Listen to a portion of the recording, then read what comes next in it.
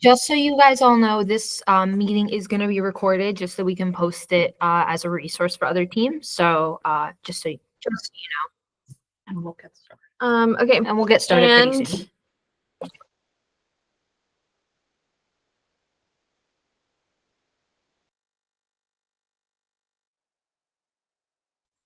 right, coconuts, let's do this. Hello, everyone. Welcome to the first Impact Award presented by Hall of Fame teams 321 Robo-Lancers and 2486 The Coconuts. We are so happy to have all of you here, and yeah. We're so excited to get started. I'm trying to figure out how to make it so that you guys don't have to hear the dinging sound every single time somebody joins. All right.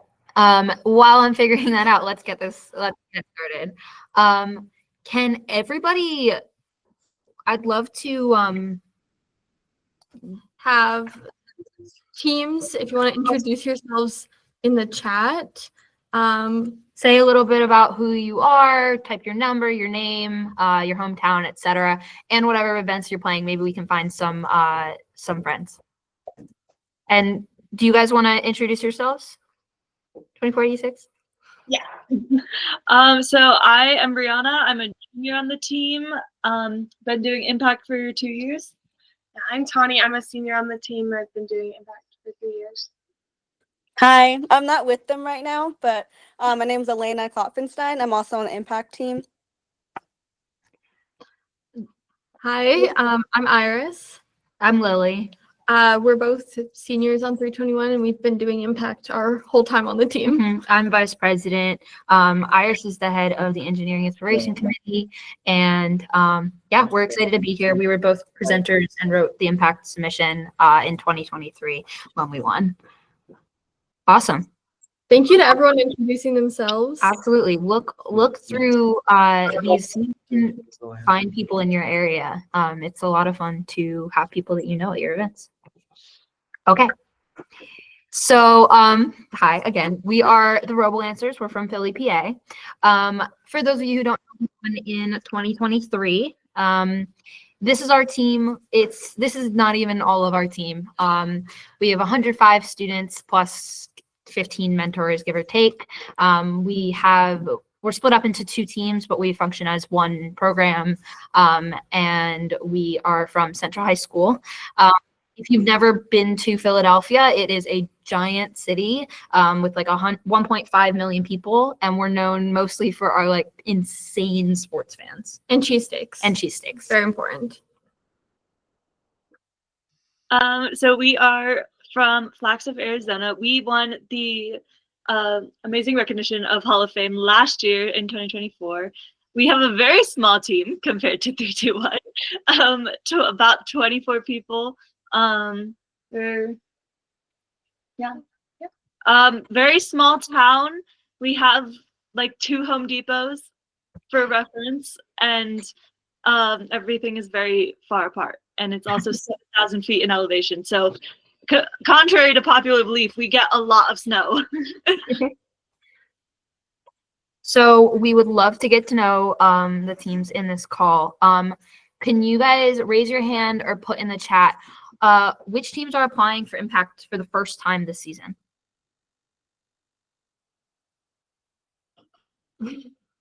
Awesome. Well, welcome to the madness. Who here is an Impact presenter?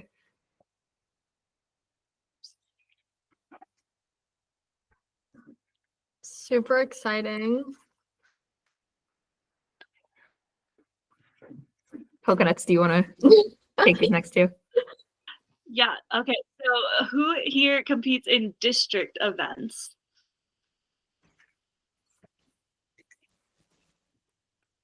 Lots of hands, okay. Lots of That's really good to know. And then who competes in regionals? Awesome. I'm glad that we've got some variety here. Yeah. Make sure that you know your judging system.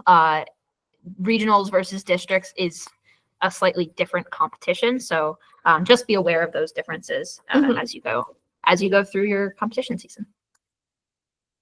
So before we even talk about the Impact Award itself, let's talk about the beginning. What does it take to start your outreach programs? So Yeah, this is just about setting goals for your team and your impact. So I think a lot of people in robotics and engineering use SMART goals, but they are a really great way to like generate goals that will produce tangible results.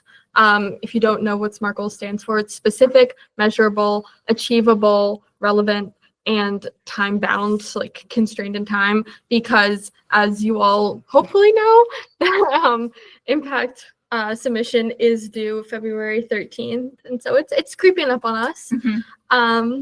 Yeah, and the most important part of setting goals is making sure that it is a full team process and you're really talking to everyone who's working on impact and also everyone on your team, because your team should have involvement in the development of the impact submission.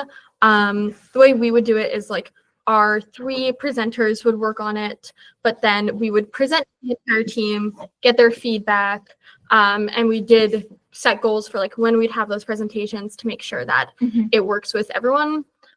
We consider so this setting goals process is basically just setting up your schedule, when you're going to be finished with each thing. We thought of impact a lot like the robot. We have a set amount of time to put this together. We can strategize beforehand, set deadlines, decide when different hands-offs are going to be, putting a lot of the same strategic thought into it as for the And robot. starting to set those deadlines Really and goals early. really early in the season. So some examples that we came up with together. So team goals could be like create 3 outreach events each semester. We're always coming up with new ideas of different things that could get involved, get all different types of people involved in STEM. Get every member of your team involved in outreach. Like they said, we think it's really important that impact is a whole team endeavor.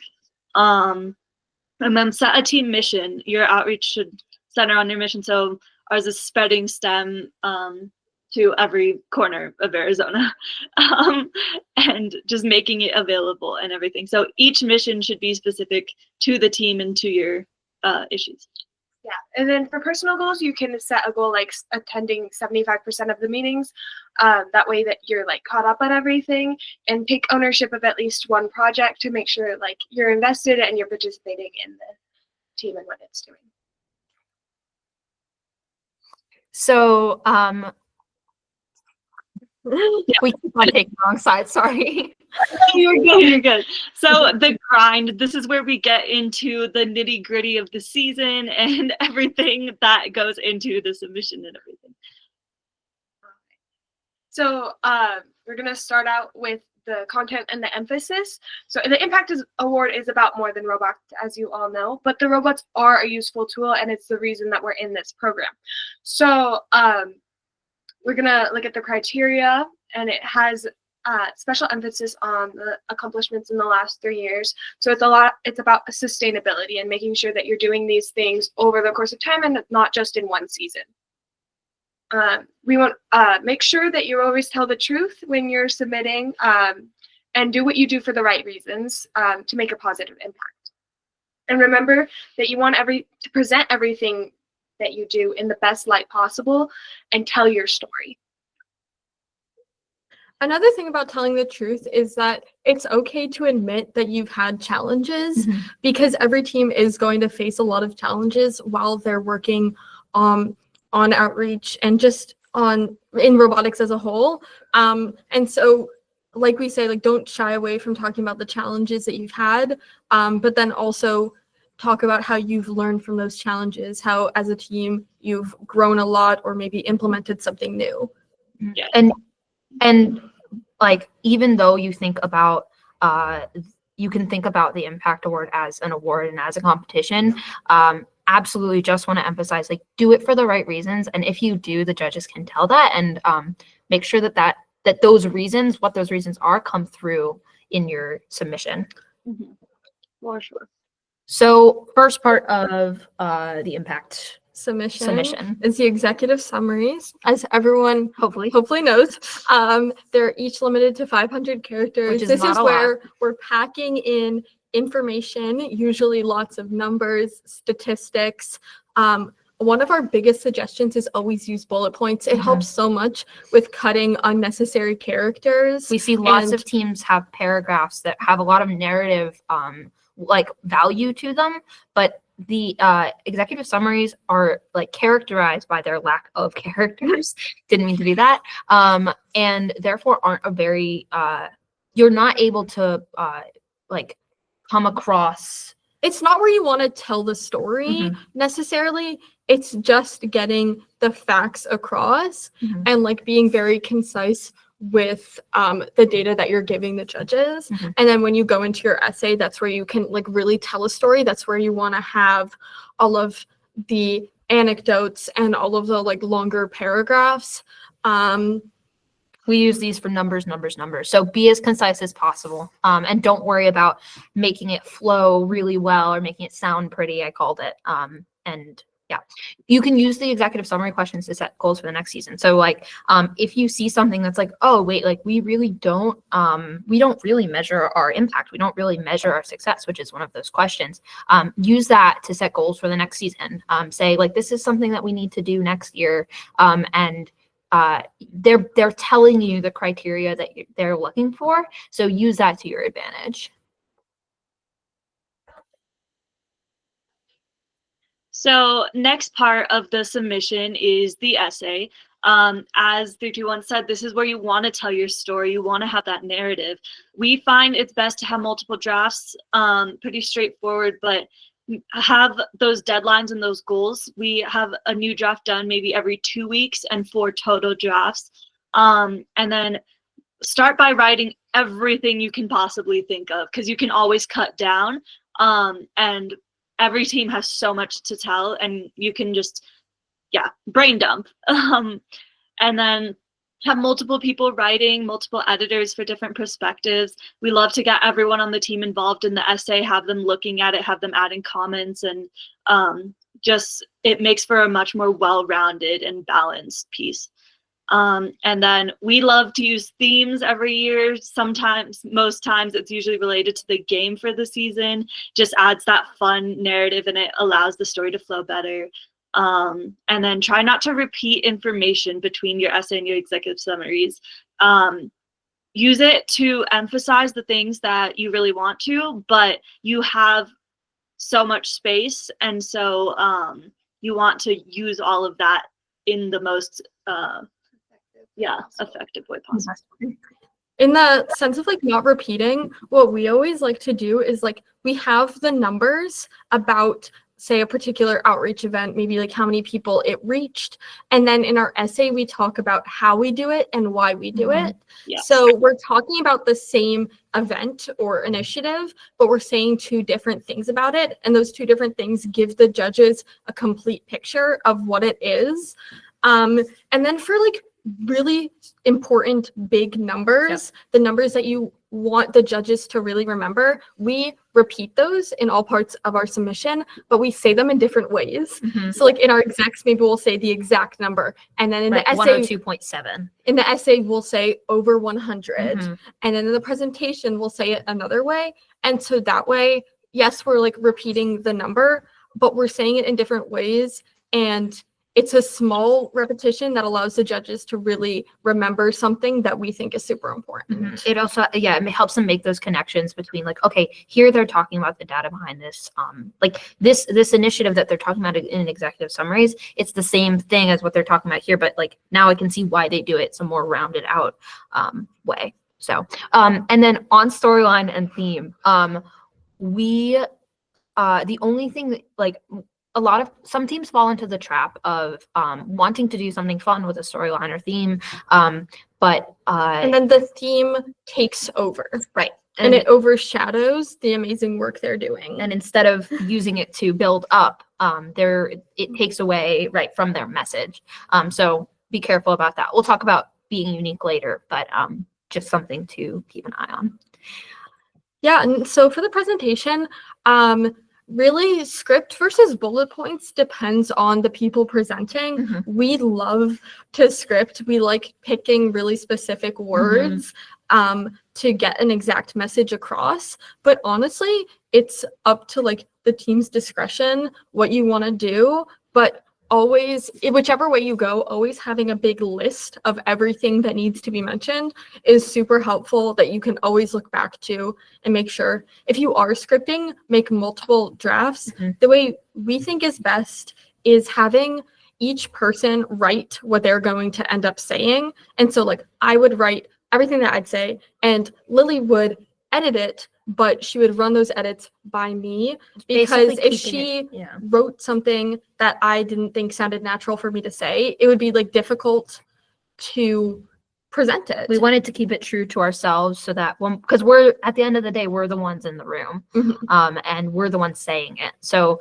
while everything should tie together, make sure that you leave room for your own, for how you would actually say these things. And Because judges will pick up on like how much you care and your passion about Absolutely. everything. And if you're speaking in a more natural way, they'll be able to see that passion like really shine Right. through. One thing that we do, and as you can tell, now we ramble and talk a lot. And so one thing that was really helpful for us was timing our practices vigorously, and practicing like a ton. We timed them. We had our script was like down to like 15 seconds of like wiggle room, and we were able to like, we would count down seconds basically. Like we would have it so precisely timed that we knew exactly when we needed to stop. Yeah. And we just practiced it over and over and over again. And we always recommend giving yourself some wiggle room in your timing, like probably making your presentation not ever go over 6:30, because, and it depends on judges. Some judges will start timing you once the door opens and you start walking in. Mhm. Some judges will wait for you to get there, but you don't want to Be have a cut judge who starts at the beginning and be cut off, especially if you're bringing something in or maybe something goes wrong. I Right. think we had something go wrong in our presentation every single time we presented the Yep. year we won. It was really great that we factored in some wiggle room, because it allowed us to make those mistakes and then And be recover okay. them Mhm. from them. And practice. We practice in every environment. We practice people messing up. We practice with distractions. We practice in cold rooms, hot rooms, in the clothes that we were wearing. You kind of get the idea. A cute little thing is that we decided to wear business suits in the room, and realized a week before that none of us had ever walked in heels before. And so we spent the week before every presentation pacing the halls in heels, reciting our scripts to ourselves like madmen. Practice efficiently answering questions. We've lost it at this point, but we used to like time. Cap it at 20 seconds. Mhm. You want to keep moving, especially with the Q&A. Like you want as much time as you can to get as many questions from the judges. Mhm. And so if we're acting like how we are now and constantly rambling, the judges wouldn't get a lot out of us. Mhm. And so really timing those. We would also have each of our Yes. presenters answer the same question differently, because you will have judges who ask every person to give an answer to the question. You also just want to know like multiple ways to answer, and then you can pick maybe the best thing. It's also helpful then, we build off of each other a lot, and that's kind of my next point, but we build off of each other a lot, and that's because we each know that the other kind of knows what we're talking about. We're able to kind of follow that same train of thought a lot of the time, and that's because we practice answering questions in all of these different ways. So I know that I can trust her to chime in when I miss something. So auditions for picking presenters, find people with good chemistry and a lot of passion. We really care about the work that we do, and our mentor likes to say you can teach presenting, but you can't teach passion. Yeah. And she's looking at us like we're crazy, but it's entirely true. That comes across the judges. So And then that kind of relates to the last point, making it personal. We always like for our presentation and then just also encouraging other teams to have a short little anecdote that kind of connects you as the presenter to all of the work you're doing. We would always cap it at one sentence, but it would be like all three of the presenters in the room were on an FLL team that was supported by now 321. And that connects us. It kind of shows where our passion is coming from. And allows the judges to make the like mental connection between the work and the results. So Yeah. Definitely. So on how to stand out, we have, so as everyone knows, FIRST is very competitive. But here's some tips and tricks from us that we found work. Each community is very different. That's the whole reason we put together this webinar. As you can see, we come from very different communities, and we were both acknowledged and like received the Hall of Fame. And so don't just tell the judges what you did, explain why you did what you did, why what you did meets the needs specific to your community. And then what makes your work special? Why do you care about it? Just the why is the most important part. And be yourself. We find it very important to have, like they said, pieces of ourselves in the presentation, in all of our work. Just bring the personality from it. You don't want to just list the things you did like this, because it's not showing the passion. It's not showing what FIRST is all about. And then also, as they said earlier, you want to acknowledge your difficulties that you had. I think that was one of our biggest things last year, was acknowledging the hard things that we went through, why they were hard, and how we overcame them and what we learned from them. And then, yeah. Yeah, that's arguably the most important part. a lot of we think that a great way to like figure out what to emphasize or what makes you unique is scouting teams like you would scout robots. So like teams in your area or other teams at Worlds, looking at what they do, learning about everything that they do and how they talk about it. And then by looking at teams who are similar to you, you're able to kind of figure out what makes you unique. Like a lot of teams run summer camps or start FLL and FTC teams. And by reading about how other teams talk about that and present that, you can figure out what about your approach. team and your approach makes you unique. And then you can emphasize that. Mm-hmm.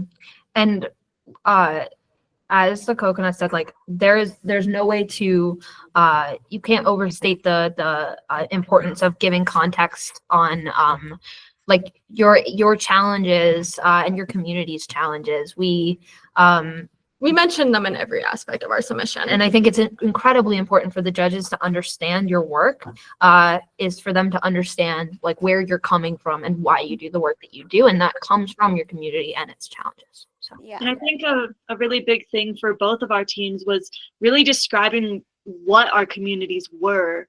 Right. Because there's people from all over the world that are a part of FIRST, and not everyone is going to know what each place looks like. And it's just so vastly different for every single community. And so we really emphasized like just the distance between things here. Like it's very rural, like just access to different things. And for Philly, that's completely different with how many people you have condensed into one place. exactly. And we'll talk also, like we'll show you guys like our communities are so incredibly different, and that therefore like our work is different. And if we were being measured on the same scale, it wouldn't be not on the same scale, on the same numbers. It wouldn't like it wouldn't be an accurate description of either of our work. Mhm. It wouldn't do either of our work justice. Mhm. Ignore this. So with teams and work division, you want to make sure that every person has a job that they do, and that's a big part of this goal setting. So at the beginning of every meeting, we'll like sit down and be like, I'm working on this, and so everyone has a job that they're doing. And you have to make sure at the same time that everyone has a manageable workload. so that not everything is falling onto one person, because we've had that before and it's very stressful.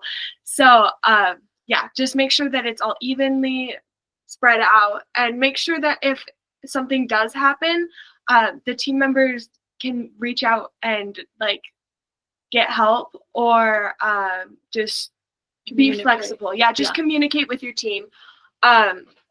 And with on writing like the executive summaries and the essay and the presentation, have the whole team get involved, because you're representing your whole team, not just your impact team. And so building those connections with the team and making sure that you're representing them the way they want to be represented is really, really important.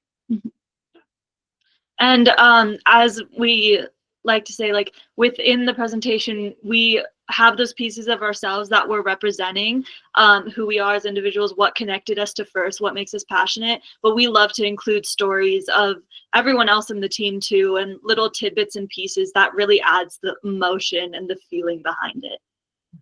We also think of our, like continuing the Impact Robot parallels, we think of our presentation team as our drive team. They're up there representing all of the work that the team has been doing over the season and over the past few years. And so make sure that the team is reflected in your submission. Your team also gives great feedback. Yeah. They'll be honest and they know everything that you're talking about really well. It's easy for them to be mean and to be like and be really they know helpful. they know Yeah. the things. So. This is not working. Okay, so what do you do like actually at the competition? This is the impact interview. Terrifying, absolutely terrifying. It can be the most nerve-wracking part. So some advice for both the team and the presenters. Yeah, always, cheering on the presentation team before and after. It's super great to walk out of there and like see everyone really supporting you. But then also knowing your presentation team, maybe they wouldn't want to be cheered for. Maybe they'd rather have a moment and then talk to the team. So I think really like just like you'd support your drive team, supporting them. And then I really hope everyone's doing this, but it's always good to like remind everyone, always bring a mentor into the room, have them write down everything that's said, any feedback, any questions you're asked. Our mentor has a list of all of the questions we've ever been asked, and then we practice the ones we've messed up on in the past or the ones that have tripped up other presenters in the past. And we wouldn't be able to do that unless we had a mentor in the room. And that really helps us Grow. and better our answers in the future. The other part of that is if you're like us, then you'll blank out as soon as you walk out of the room. Every single time it was like, wait, did we already present? Like, when is it? And so having somebody to debrief with us was really helpful to kind of remind us what actually happened. But you should, if you blank, don't worry about it. Just like that.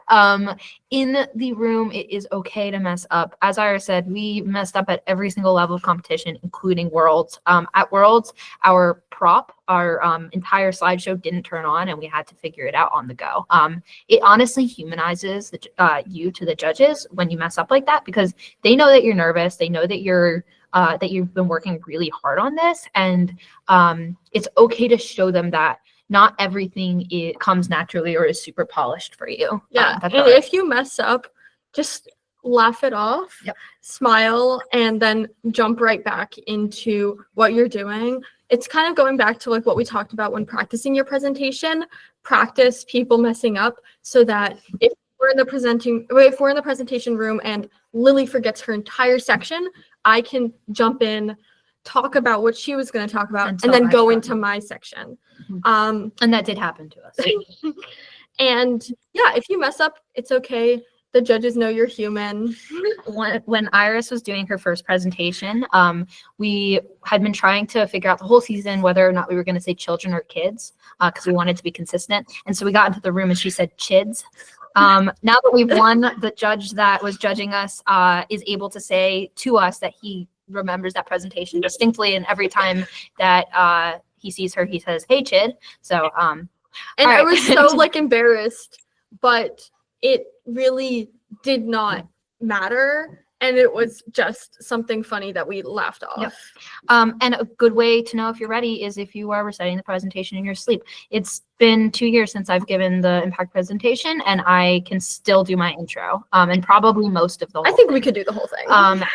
It's when you know, if you are going to script your work, be ready to give that pitch, be ready to give that presentation, so that even if you're nervous in the moment, even if something goes horribly wrong, you can keep on going. We remember at our first regional last year, it was an 8-hour drive to Utah from here. Oh, geez. We practiced the entire way. And Yep. when we finally started like reciting it in our sleep, and we were like, okay, maybe we got this. I think we might be ready. Exactly. Yeah. Every single minute of like every single day of that entire trip. Us, absolutely. We had the same. We had a very, very similar. Yeah, exactly. So now let's get into the tale of two Hall of Fame teams. As you can see, two very different teams. The only We thing want we have in Yeah. common is our red shirts. exactly our colors. We just want to emphasize, like, don't fall into the trap of you have to do what the newest Hall of Fame team did to win. Because as you can see from us, we won adjacent years or could not be more different. There's no how-to guide. Right. There's no how-to guide or one size fits all. Nope. So our mission is to expand STEM opportunities in rural underrepresented areas of Northern Arizona and beyond through FIRST. Our mission is ready To inspire and prepare the next generation of STEM leaders in Philadelphia. So different mission statements, but you can see they all have the who we're impacting, the where, which is kind of the who, but it's still Mhm. important, and Like the the what. right, the verb. And so these kind of drive each of our different outreach. So you can see that they're different because of our different communities, and yet they You can guide see what the we do. parallels. Define your community in your mission statement. Yes. And so two very different communities, as we talked about a little bit earlier. So we have 3 counties in Northern Arizona. It's about 27,500 square miles, with a population in our county of only 144,000 people. And the Navajo Nation, which is our greater community, is a part of Arizona, Utah, and New Mexico, but it is very spread apart. And then also a big thing for us is how Arizona is number 48 in education funding. So that's kind of where all of our passion for changing that comes from, because it's just not a fair number. And then, yeah, vast distances. Like some teams are 3 hours from a Home Depot, and that's kind of just bizarre to other teams, and you wouldn't really expect that. Yeah, It's- a lot of them don't have running electricity or water, and you also have to take into account the cultural differences as well. Absolutely. And it's basically the complete opposite for Yeah. us. We live in a super densely populated city. Lots of people on top of each other. It's 142 square miles, with 1.5 million people all crowded in there, basically stacked on top of each other. And our team's work is centered within our school district, which has over 300 schools. And 200,000. And kids. yeah, almost 200,000 students. So it's a huge school district. And we struggle a lot with funding from our school district for schools and robotics teams as a whole. One of our biggest challenges was very sporadic funding. Mhm. And so that's Inconsistent. inconsistent funding. And so that's something that we talked about and we highlighted in our presentation. And the school district has money problems, but also like we are the poorest big city in the country. And so these problems are the context that we each grew up in. Just for some context, every single school, our school and every single school that we support is a Title I school. And yeah, just some context on what that looks like. And Title I means that we receive special funding from the government Additional government funding. because of higher rates of poverty. So Yeah, but you can see our city looks very beautiful. So our initiative. All right. So our biggest ones in the last 2 years has been Resbotics. It's a program that we started on the reservation. Right now, I think we have like over 20 teams. So that's very cool, and it's become its own region. We are also the program delivery organization for Arizona FTC. And so what that means is that we're in charge of like organizing and attending and volunteering at like all of the FTC events. And usually the reason why this is significant is that usually a college does this. And so the fact that it's a team doing it is kind of weird. We also created the Arizona Advocacy Conference, which is a great way for Arizona teams to get involved in our state legislation. We have FLL in a nutshell, which teaches teachers how to FLL.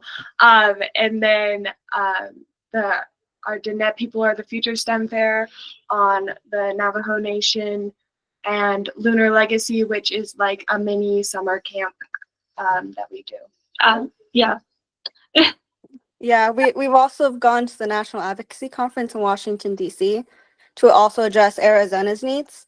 And we also connected that with what we wanted to do with Resbotics and connecting with the tribal offices there and advocating for different acts and policies such as the CHIPS Act and Every Student Succeeds Act. Yeah, and for us, as you can see, we start and support lots of different FIRST teams. We have contracts with our school district to pay teachers and coaches. We train coaches, and we run a lot of events in our city for all of the teams that we support. And we do all of this through a nonprofit that it's kind of our like way of outreach. It's our vehicle for outreach. Yes, that's the word I was looking for. And our focus is on big numbers and starting a lot of teams because we have so many people that we can easily reach to, which is very different than a lot of other teams. Right. For us, I would travel on public transportation every day to different teams across the city, every day of the week. And that's because we are so densely packed.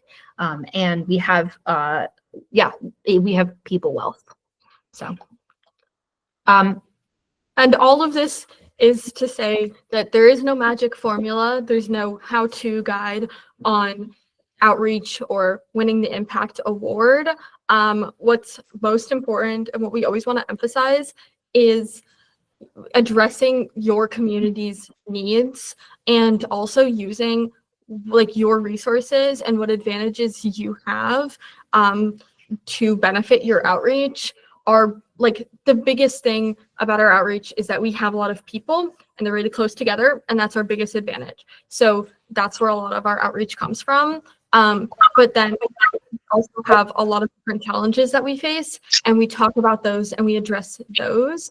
And that's able to, and by explaining why we do everything, we're able to differentiate ourselves. And with that, really just like painting your community. When you look at Hall of Fame teams like we did when we were like getting our submission ready last year, it's really just, it's so important because every interview we went into, the judges had no idea the type of community that we lived in and just like really like how things were. They didn't know the day-to-day, and they won't understand off the bat why the work you're doing is important. You have to show them that, oh, there's only like, for us at least, like there's only like 5 people in these like 10 square miles, and we managed to reach like 80% of them and help them join STEM and convince them that they're able to do good things. And so like things like that, like very important. yeah, right. I love the way that you said that. None of your work exists in a vacuum. Like this is all, it all should be based on your community. We all live in different places, and that was something that we struggled with. So in 2022, we didn't win anything, didn't advance to our district championships, all of that. And something that we realized is that a large part of that was because we were expecting that the judges when we said that we were from Philadelphia and when we said that we were from this huge city, we were expecting that they knew all the challenges that come with that. And they really, really didn't. And that is a big, advantage,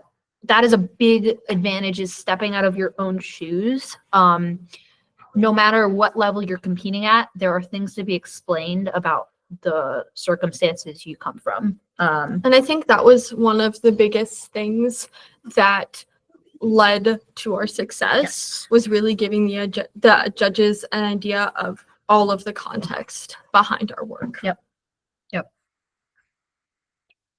All right. We are going to take some questions now. I think Christine is going to be giving us questions in the chat. And yeah. Do you guys want to take this one first? How do you write about projects that are older than 3 years but still active or relevant for the storytelling? So how we would go about that is just mentioning that it happened like when you started it. You don't have to say like it was over 3 years ago, so it's not relevant. But just like if it started in 2010, just say we started this in 2010 and today we're doing this. And so just making sure you emphasize the relevance of what's happening right now instead of like the length that it's gone to. And even if it's like lasted that long, you can talk about sustainability too. Mm-hmm. And then you can also, you can also go into how it's grown over the years, because there's always going to be little things that change, little things that improve. And so, Exactly. Yeah, kind of similar to that. Like, because you think it's still relevant, it's probably had a very big like positive impact. Mhm. And so you can talk about why you're still doing this. We started this in 2010, but we continue because we have seen whatever result you've seen from it. Mhm. And so explaining how it's made an impact gives an idea of like why you continue it.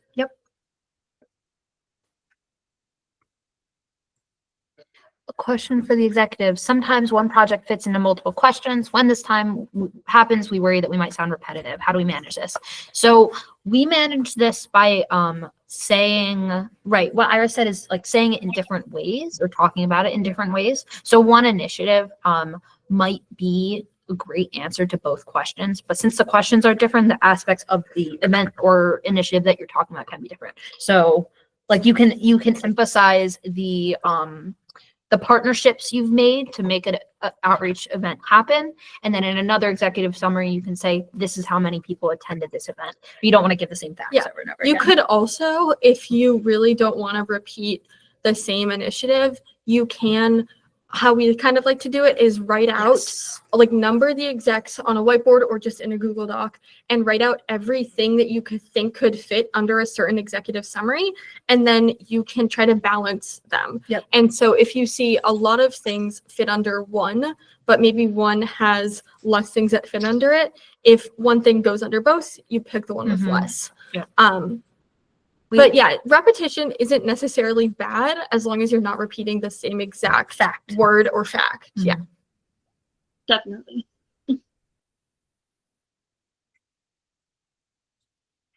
How do you measure reach?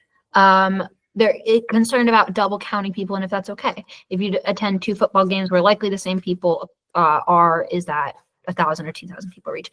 In my opinion, I don't think that there's a good way to measure what that overlap is. Yeah. It's difficult. I think there's really no way of knowing overlap. I think you could say we presented like a robot at these 2 events. Each had 1,000 people. over 1,000 people or like 1,000 people. And so instead of counting that together as 2,000, you can say there were 2 things with 1,000. But you could also say 2,000 people reached. It's really up to your discretion and like what your team thinks is. And the narrative you're best. going for. Yeah. I think with that, I would just say like we attended 2 events with 10 or 1,000 people each. And so you're not like lying in any sense, but they don't know that those weren't the same people. So Absolutely.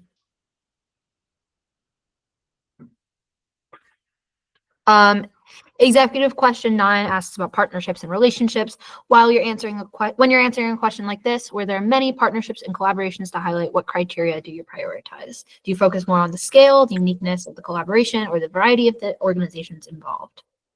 I think we have gone about this in kind of just including different organizations specific to where they helped. And so like there's the one ED&I question, right? And so that's where we would talk about kind of our partnerships with companies from the reservation or companies that focus on that inclusivity and diversity. Yeah, I think that's kind of how. Yeah, I think that we kind of did it based on most impact, but then we put the other partnerships that are less consequential in when we were either in documentation, so not even in the executive summaries, or when we were talking about the in that. Yeah, I think executive summary. focusing on what makes the most impact and what also is just most important to you and most important to like the rest of your work. Because if you have a collaboration that maybe it's like you're partnering with a soup kitchen, but that's not super related to everything else you do, while that is like an amazing thing to do, if it doesn't relate as much to your work, I think it's more important to highlight the things that relate to everything else that you're talking about. Yep. How long do your presenters practice and prep for competition for the annual presenting and Q&A period? Can you both further elaborate on your training for the Q&A period? Do you guys want to go first with this one? Yeah. Hours. With the practice, we usually try to have the presentation done like mostly done 2 weeks before and then like finished a week before, and we're always making edits to make it more perfect. But we won our impact at the regional level the first week, and so we practiced all the way on the drive up. We went to Bryce Canyon, and we were practicing there while hiking. while hiking. And then we practiced the entire competition. We just sat in the hallway and just went over and over and over and over again. Another thing that we did there was we sat down and we just went over any question that we could be asked, and we answered the question, and then our coach would tell us like, make sure you include this when you answer that question. And when answering questions, we always want to make sure that there's always something that we couldn't include in the presentation or the essay or the executive summaries just because there wasn't enough room. So we always make sure to like touch on that and then emphasize the more important points. Yeah, but Q&A training is very difficult because I don't know if we've ever gotten a question that we practiced for. Yeah. Not a single one. And with that too, one of the ways that we've kind of gone about it is when we do that initial audition process in the beginning of the season, we have the whole team there and they come up with questions on the spot. And then we kind of, once we find out who our presenters are going to be, we have each person take like a topic or a few topics. And so when you're in that presentation room, everyone has a general sense of what questions they will be answering. And each person always has a specific like passion or something that they maybe worked on a little more closely throughout the season. So we'll answer those questions. Yeah. Yeah. Throughout the whole process and throughout the presentation, we usually let the presenters pick what they want to talk about. That also comes back when we're answering questions, mostly because, like Rihanna said, we have the most passion for those kind of things. And we found that even if we have it like all the way memorized, it's always good to actually do the presentation in front of your team or your coaches, because that's where the real nerves come in. Yeah. Yeah.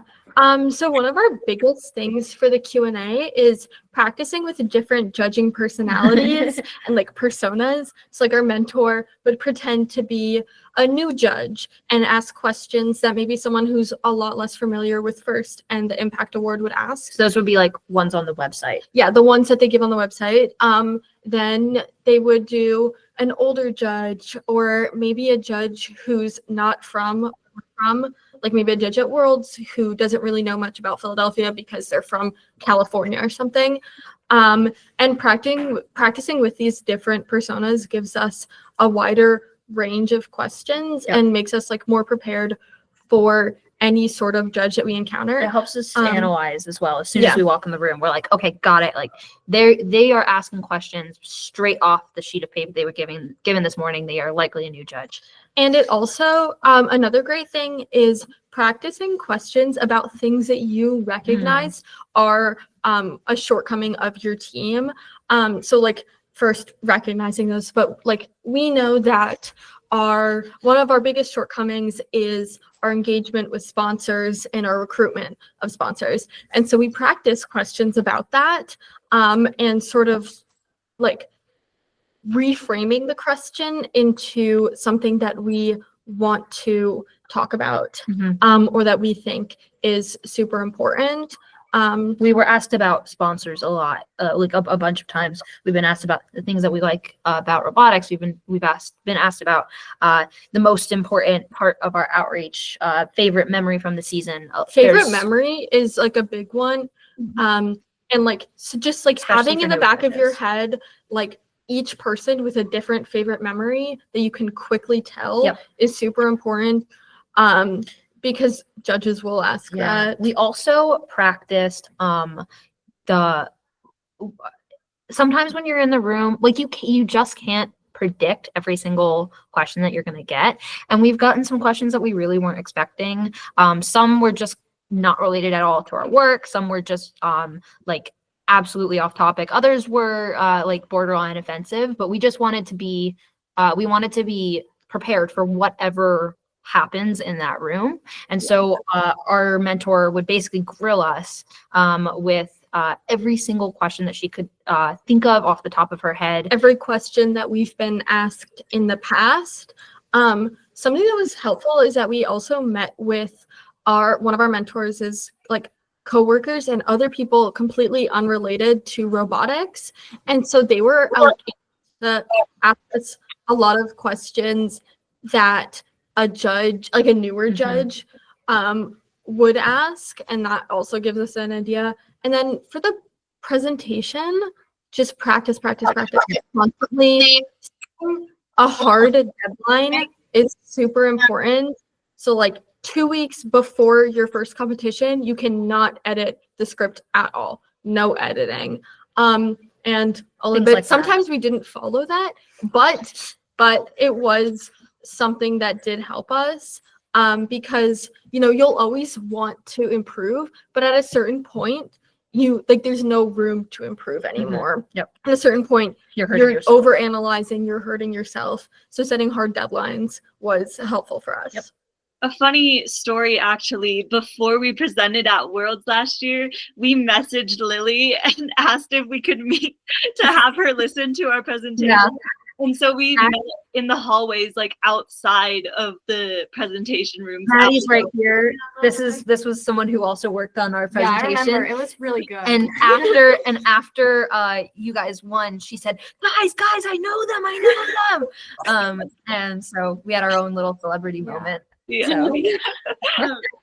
I think like for weird questions that we've gotten are like, why is your team so small? So just be prepared to answer questions that are completely different from what the judges should be asking.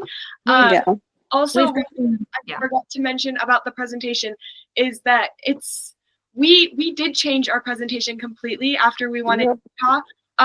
We rewrote it completely. Entirely. And we rememorized it because we knew we had like 6 weeks and we were like, we want to make this the best we can make it. And so we didn't have any other elements to focus on. And so we were like, we're just going to do the presentation. And that I think is a huge part of why we won is because we knew that we were writing the presentation for Worlds. Yeah. Yeah. That actually leads into the next question. We had an excellent theme and presentation, but we feel it would be bad to redo it. Have you guys ever done that? Thoughts? I'm not Oh, entirely we were making edits like before our impact, what we did before the regional. Right.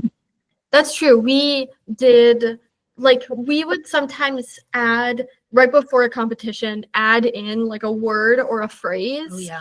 I think we added like Title I schools to our presentation, and that did make a big impact. So I think that if it's like in between competitions, you shouldn't completely redo it. It But be, you can it be a you can lot. add things. It's completely redoing it will hurt you. But coconuts, it worked for you guys. I'm impressed. Well, yeah, we had 6 weeks too. Yeah. So because That's fair. literally, I think as soon as we won at Utah, the next or like It was like the next day. we yeah, the started next changing day things. we started making things because we We actually didn't let Iris do that. we actually ran overtime at Utah because Yeah. we, as much as we practiced, we knew that we didn't have it down to the time limit. And so we just knew that we had to, in terms of level up when we were going to compete at Worlds, because it just gets so much more competitive. It's now the best of the best teams from around the world. And so we just felt that we really needed to change it and revamp it. And we had that time. So we kind of made that up. Yeah. It does depend on how much time you have. We did not have a lot of time. Our turnarounds from competition to competition were super quick. Yeah. And so You it just have to plow is through. kind of about like evaluating how much time you have. So our processes at the beginning of the season, we redo it completely. Year to year, Year it's to all year. brand new. And then in between the competitions, we kind of tailor it a little bit, either based on where we're presenting, so Worlds versus local, but even more so based on the teams at that competition. So We kind of for- touched on it before, Yeah. but if we've scouted teams, we've seen that we're really similar to a lot of teams.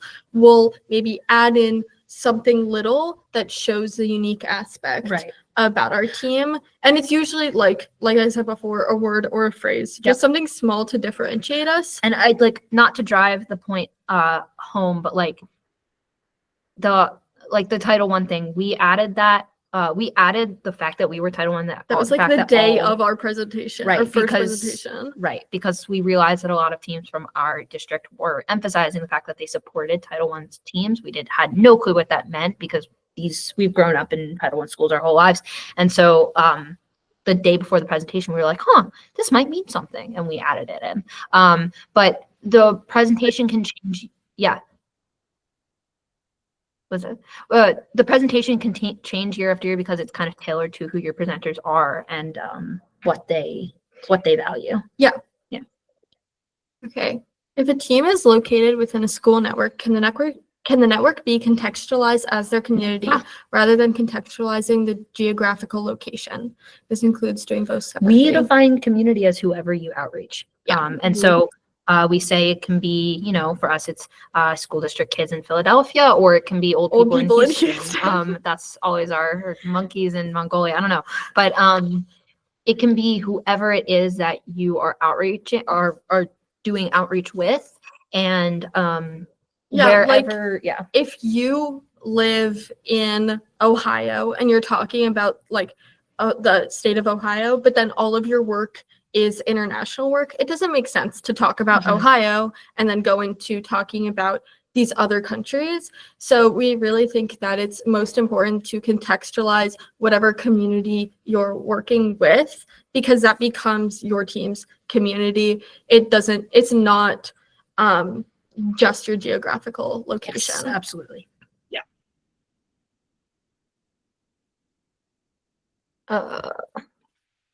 How do you- specific? Oh, sorry, you go ahead. Let's do the question above. How do you talk about your community in your presentation, or is that all in our executive summary? Do you guys want to take that, or we can? Yeah. So in the presentation, we thought it was really important to paint a picture of what our community looked like, because we wanted to show the judges why it mattered, and not just why we did it, but why it mattered. And so painting a picture of that, and like one of our whole slides was just about like it had the statistics on the dropout rates on the Navajo reservation, and it was like 1/3. 1/3, which is crazy. And so we needed to set that up to prove that what we were doing was actually impacting that community. So yeah, I don't think community work is the community is specific to like one element of the submission at Yeah, all. and we used visuals a lot too. Like, we just straight up had a map of like Arizona and our region, because it's so hard to see how big it is if you haven't been there, and there was just not a better way to do it. So we had a map. We had like the places that we did different events marked out on it, and I think that visual really helped the judges. Yeah. Similar for us in the sense of like having it in all aspects. We include information about our community in our execs, in our essay, and in our script. We opened and closed our presentation with stuff about our community. But what's important is that each time you're giving different, different data or different anecdotes about the community. So you're contextualizing it in different ways. We're not going to repeat the same statistics about Over and how over big our again. school district is, but we would give like graduation rates, compare our team's graduation rate to the city's, and then give our school district size, talk about Title I, talk about poverty rates, literacy rates, all of these different things, but we would scatter them throughout the submission in places that we would like match the context to what we're talking about. Yep. And so it flows, and also like we say why we're doing a thing and then we explain what it is. Yep. And we executive summaries can be great for the data and statistics of that, but aren't so great for like showing the like human impacts of that. And so another thing, in case any team is wondering, on our website under resources and then First Impact Award, we have an annotated version of our essay, presentation script, and executive summaries, I think, all saying why we put like literally every word that we put. So you can see kind of how we split that up if you look there. Hope that Yeah. helps. Team. More about what you just said about how the executive summaries are like for your hard numbers and statistics. That's exactly what we did, especially since you have so little characters, you can't make it pretty at all. And then for your essay, we make it like a nice blend of both numbers and your story, so they know why you did it. And the whole entire point of the presentation is to have a face for your story and a representative for your team. And that's why we had so many pictures, why we had so many personal stories, why each of us had a personal anecdote and to share our own passion about what we did. And I think that's important. Yep. Yeah. Okay. The next question. Should we do? All right. Yes, this recording will be posted. Yes. You Okay. can look on Chief Delphi Instagram. It'll be coming out in the next couple of days, probably. And just a reminder, if you want the questions answered, please post them, put them in the Google form. The link was sent out in the chat at the beginning of the meeting.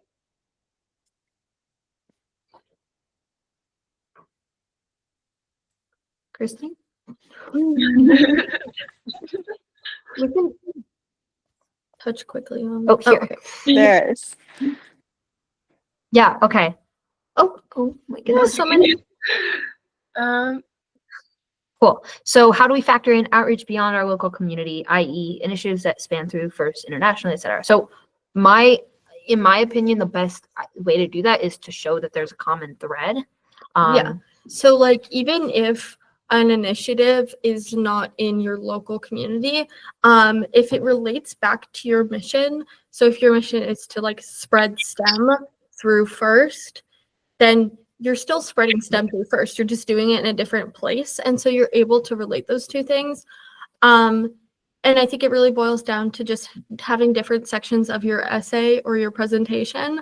You can categorize things by local community, international community. And then as long as you're explaining like the context, the reasons why, and how they relate to your mission, it will all work together and be cohesive. Yeah, I'll make this quick, but the other thing is that remember that your communities don't have to be geographic. So if they're connected by a common thing, if you are specifically working with people who, I don't know, even if it's like something as simple as like people who love STEM or students who have this shared characteristic, it doesn't have to be geographic. So local versus international can not matter, if that makes sense. And with that also, I think just saying the why you are outreaching to an international or a broader community is the biggest thing, because I think oftentimes when teams see that, it seems like it's bigger outreach just because it's farther away, but it's just a team addressing a need that they thought was important. And so that just might be somewhere farther if their community doesn't need that need addressed. Yeah. One way we factored that into the actual submission was part of our theme was a crescendo. And so we started out in our essay talking about the student impact, and then we went to like Flagstaff impact, and then we went to like our region impact. And so that was geographical, but it really helped like end with the biggest things that we've done. And so that was a way to factor it. Yeah, absolutely. Yeah. How specific do we have to be in our essay in regards to what we did? It's example, if we started 5 FLL teams, do we have to state the team and write about what we did to help them start? How would you split that between the executive summary and the essay? So the way for this example, the way I would say it is we started 5 FLL teams. If there's a specific need that's like important to your community, then I would talk about those. So if you're in a place that really struggles with funding for teams, then I would emphasize the importance in giving this team the money to start, or like providing money for these teams. Or if you're in an area that doesn't have a lot of STEM expertise or like exposure to FIRST, if you are providing these teams with consistent mentoring, that's something I'd emphasize. But you don't have to state the teams. In fact, I think it takes up so many characters if you're stating team names and numbers in anywhere but the documentation.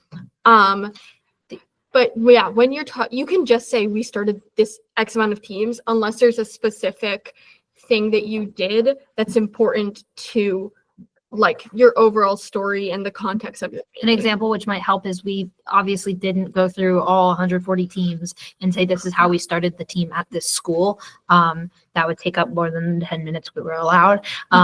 So we instead kind of talked about them as a group, and because we talked about the different needs we were fulfilling for them.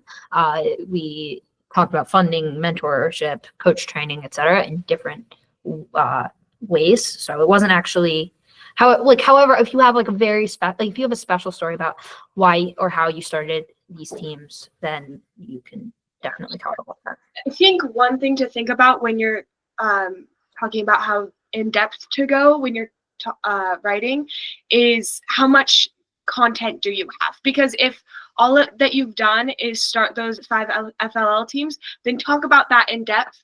But if you've done a whole bunch of other stuff, then you can just mention it and like talk about any circumstances there. That said, the only thing is if you are doing, we see a lot of teams who like start like coalitions and things like that, or start groups that, or like start initiatives that lots of teams come into.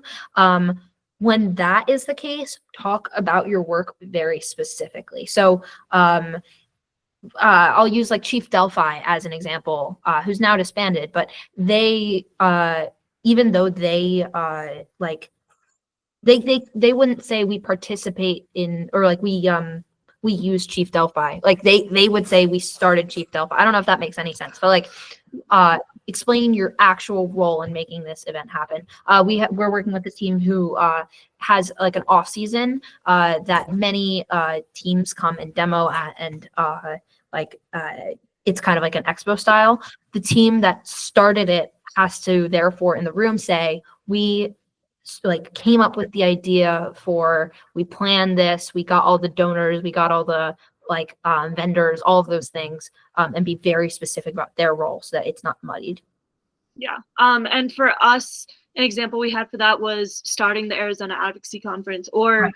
our partnership or PDP with AZFTC, is that we kind of got the ball rolling, and then we trained these other teams, we mentored them so that they could pass on that knowledge, and then they could start running events without our help. And so then in that case, you could kind of like emphasize that sustainability. Awesome. So for the next question, it says, if teams have a history of impressively large numbers, is this something to worry about, or can a good explanation of why and local actions make up such a gap? I think a good explanation can work wonders, because if you look at our numbers compared to 321's numbers, like there's a huge discrepancy there, but like we both won. So Yeah. yeah. And I think that was one of our biggest things when we were submitting last year, was we looked at 321 submission, we looked at teams before, and we are like, oh my gosh, their numbers are so big, like how can we compare? And we kind of had to reframe our mindset that the work we're doing is just as equally important, we just need to show the why. And so yeah, explanation will definitely work. Yeah. Yeah, an explanation will definitely work. Explaining, like, again, it goes back to like the unique circumstances. A lot of teams don't have huge numbers because it's just not Physically possible. Yeah, it's not physically possible for a team.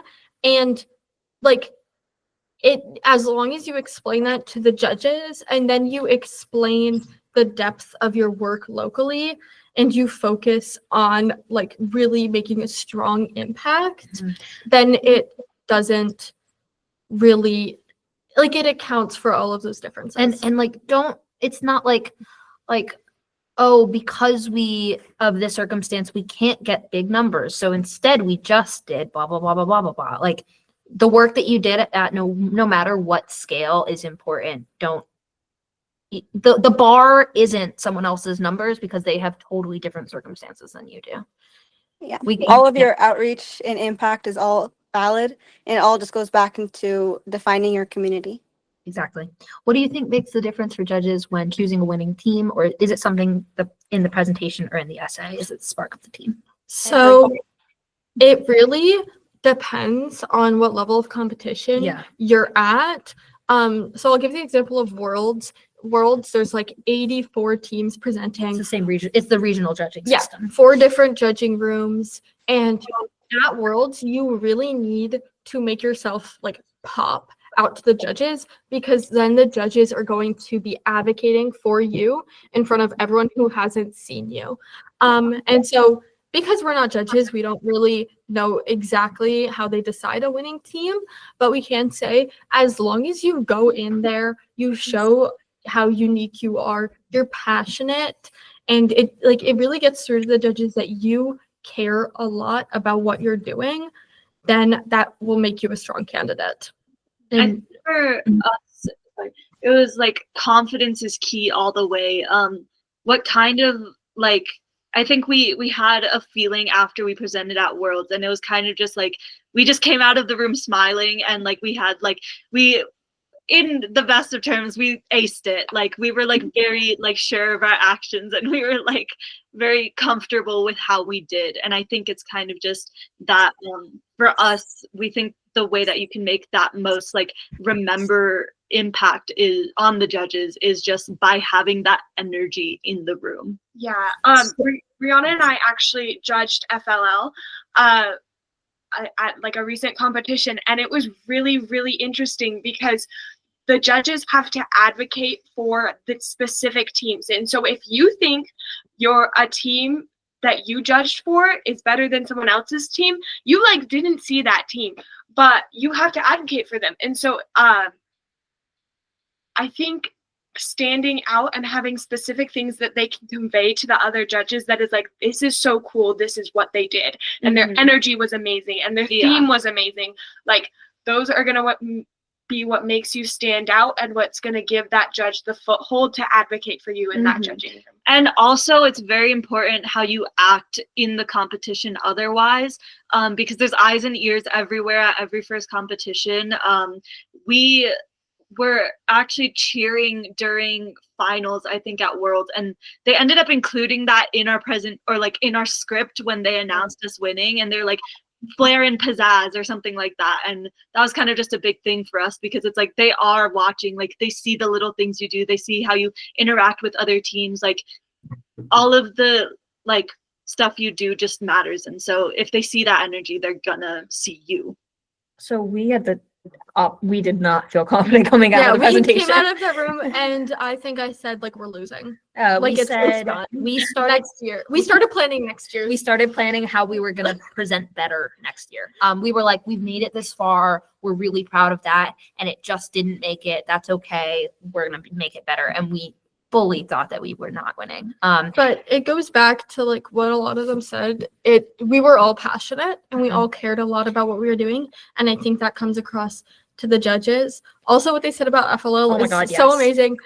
One of our biggest recommendations is to judge FLL. So big. And to also have your coaches judge Impact. FRC or Impact to tell you about what that process is like. Obviously, they're not going to tell you what the team said in the room. But they can tell you how much time they have to look over your essay and your execs before the presentation, and they can give you some key insight on how to plan.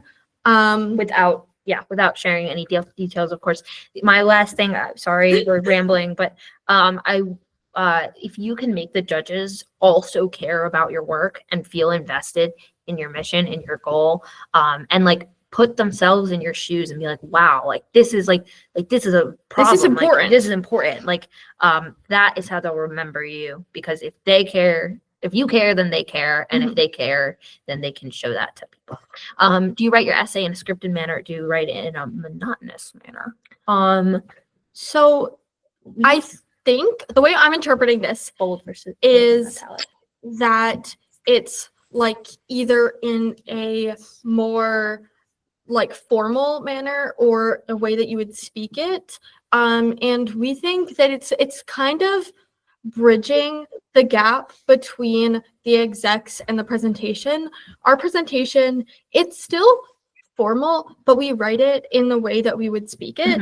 Mhm. Our essay is, I wouldn't say formal, but I think it's polished Mhm. and professional, but it also does flow well and tell a story. We also monotonous. We made sure that we put a lot of emotion into our wording. We were very careful about our diction, about how we inflected, like We all those spent things. so much time like looking up synonyms. How do we get the like best word and connotation for everything that we And- want to explain? And then we spent time going through and saying, no, say it like this, like 1,000 people, or things like that. So we went through our presentation and bolded or italicized words that we were emphasizing in different ways. So 1,000 or 1,000 are different, give different effects. So we very much scripted it, and we very much were careful with that. Thanks for joining, Bronx. One thing I just wanted to mention about the presentation is that we always say to make the judges cry.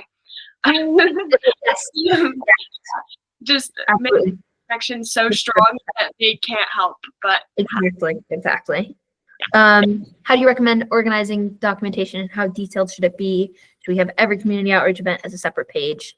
So How do you make it easy? for folks? again, plugging our website, you can look at our documentation from the year we won. We had like 100 Um, something page binder, which and is great, but Just making sure everyone hears Christine's note, checking First's resources, because they do have a documentation page.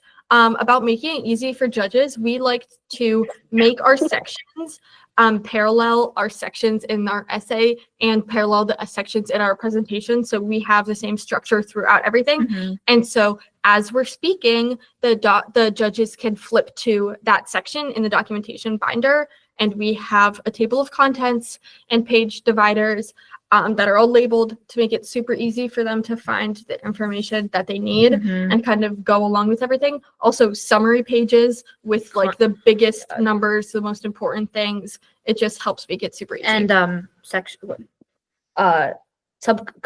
table of contents is super helpful because they have like 8 minutes in between every presentation. I should say. A smaller thing that we do for documentation is we create like a one pager to give to the judges of what our presentation slides were, like just the information that we had on the slide so they can refer back to that. But this is what we what we gently put on the desk. Gently put on the table. Sure. Walk into the room. And we're Ms. Sapio is very specific about how we do our documentation, which is very helpful because we have everything that we have ever done.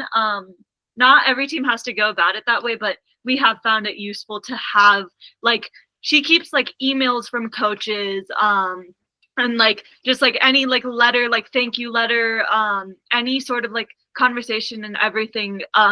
So we can always refer back to it, and it just gives us a lot of like things to pull from. And we found it very useful to just have as much as you can possibly keep in a place written down. Yeah, we also have on that one pager that we give to judges. We also give it to our pit judges whenever we have an interview there, like a QR code that goes directly to that book as well. So they'll always have that information with them. Yeah. Absolutely. All right, Nuts, this is for you guys. As a team that is from a state with 9 Indigenous reservations, we're curious how you guys combine STEM with Indigenous culture. That's an Elena question. That is an Elena question. Yes, it was like we said, our mission was definitely to bring STEM to rural Arizona, and that included the entire Navajo Nation that was on our doorstep. And how we connected with them is that we made sure to be able to go to where they live, where we live, in Window Rock, connecting with all these teachers, connecting with their mentors for and foremost, because they're the people that are going to be interacting with those kids, and you have to give them the confidence that they can do it so they can bring it to their kids as well. And how we connected with Indigenous culture, we went to a lot of conferences, especially with Indigenous teachers. There's a common thread between Indigenous teachers and the problems that they face at their schools, especially since the teacher attrition rate on the Navajo Nation is atrocious. They can't they can't keep teachers, and they don't know how to go about teaching the curriculum that they're given, and it's just really hard for them. So connecting with them on that level, and then teaching about robots with the kids as well. What I think one time for an example, we went to our local university at Northern Arizona, University in Flagstaff. We had all of the teachers create robots, and the kids named them a whole bunch of traditional cultural Navajo names. And honestly, I think that was amazing. And of course, like, we can't forget the when we started Resbotics, we made it sure that we keep it for Indigenous kids. So when we had the first ever all Indigenous robotics tournament on the Navajo reservation, and all of our volunteers, our judges, the technicians, they were all Indigenous role models that these kids can look up to, because a lot of the kids on the Navajo Nation don't have that. So we made that very important and imperative.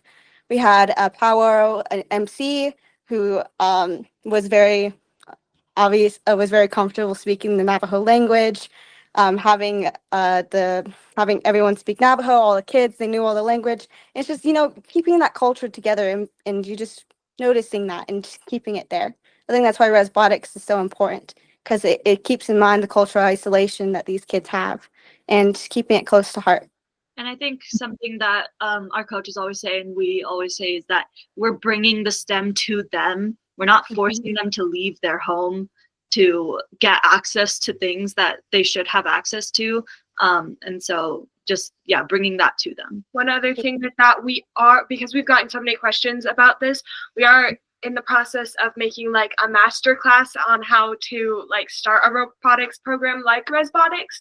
So keep a lookout for that. The goal was never to have them leave the reservation because we all love our home, to show them that we are capable of far more than people like to believe we are.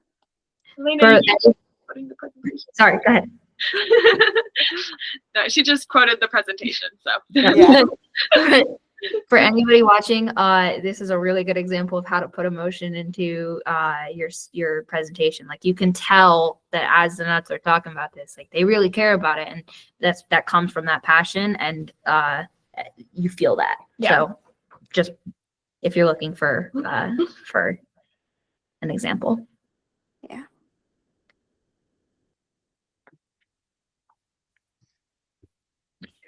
Awesome. One or two more. Great. Okay. Executive summary question 14. What question do you ask judges to answer? So we review submissions and we'll plug that at the end. But a lot of teams end up asking questions about actual outreach. Like how would you approach starting a new outreach initiative? How would What you is the approach best outreach initiative to Right. do? The judges are able to are not experts at starting outreach. The judges are experts on Judging you. judging you on the first impact award. And so ask them a question about how your presentation, your submission, blah blah blah can be better. I think what we asked was like, what could help strengthen our I submission? think it was what data or numbers. Yeah, what you data need. what data would Yeah. help strengthen our submission? What I will say is sometimes you'll get an amazing answer from this. Sometimes you Yes. won't get an answer that's helpful. It's really hit or miss. But our biggest piece of advice for getting a good answer is asking about the presentation Yep. and how to improve how you talk to the judges. That's about what will it. actually help you for the next year. one thing we asked last year was how do you see us growing in the next year? So it's kind of like if since they're judging us, they know how we can improve most, and so like knowing what could make the difference in our in what That we- also helps you see how they see you. Mhm. Which is And I Yeah. think we got some good answers from that, as in like just like specific things, because for each judge, like something a part of your outreach is going to stand out to each judge differently depending on what their values are and stuff. And so I think we just got a lot of good feedback from that one, as in like just specific things that they could see improving or growing or wanted us to focus on.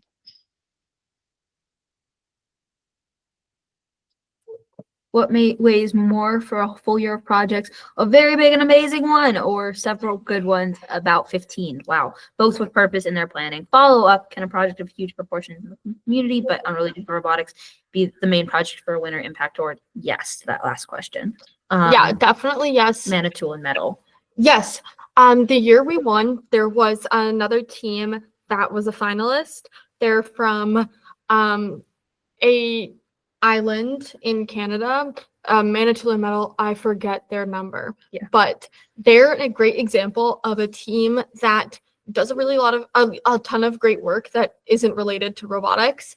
And they're still being acknowledged for their work as a They- finalist. They focus on the environment and Because their island faces a lot of the impacts of climate change and other environmental issues. So I would definitely suggest looking into them. You can read their execs and essay online through First website. That just helps you, if you're a team like this, figure out how to talk about that. And for big versus little, it really depends on what shows you're. I think of a mission as the big project, and so I think that every single presentation should have the one big project, which is the mission, and that can include, or that can encompass many initiatives or just one, but As long as everything you do is connected. is connected and connects back to the mission, then really that's what matters the most. If you have like several good initiatives that aren't related to one like central mission, then I think that is less beneficial than having less initiatives that do all connect. Yeah. Mhm. And I think kind of just using those little things as a tool to achieve your bigger goal. I think everything we do, like we do so many small things, but yeah, they all add up and they see that work that you're putting into by having so many things. But yeah, like they said, just having it all connect to a broader theme mission. Exactly. We are very quickly running out of time. Thank you guys so much for coming. Coconuts, you want to talk about your impact exchange? Okay. So we have an impact exchange that we've been doing at regionals. If you want, and it's basically where everyone just comes together, talks about impact. It's basically like a mini version of this. It's in person at regionals, or you could do it at district events too. But if you want to start one of those up, like contact us, please. And And then if you are coming to AZ North Regional, South Florida, or Orange County, please come to Impact Exchange because we will be doing it at all of those events. So Yes, we would love to see you guys over there. And on our part, we are doing an impact submission review. I recognize a lot of the teams here from teams we've been reviewing, which is really exciting. So I'm glad you're here. But if you're interested in having us review your materials, send them in. Go to our Instagram or our website. The link is there, and we'll try to get those back as soon as possible. We're grinding through them. Yes. Other than that, for the questions that we didn't get to, we can try to respond to them and Those post that we can somewhere. post those alongside the recording of this call, which we're planning on posting on Chief Delphi, both of our websites, and then we can also plug it on both of our teams' social Mhm. media, which should be available in the next few days. Please use any of our resources. We definitely have, and I'm sure the Coconuts have lots of resources up on our website. We have our presentation, a video of our presentation as it was. We have Everything every we could question think would of. ask. Everything that we could think of is on there. So use it, use it, use it. And thank you guys so much for coming. Yeah. Yeah, it's great to see you guys. Thank you, Bye. Thank you, everybody. thank you. And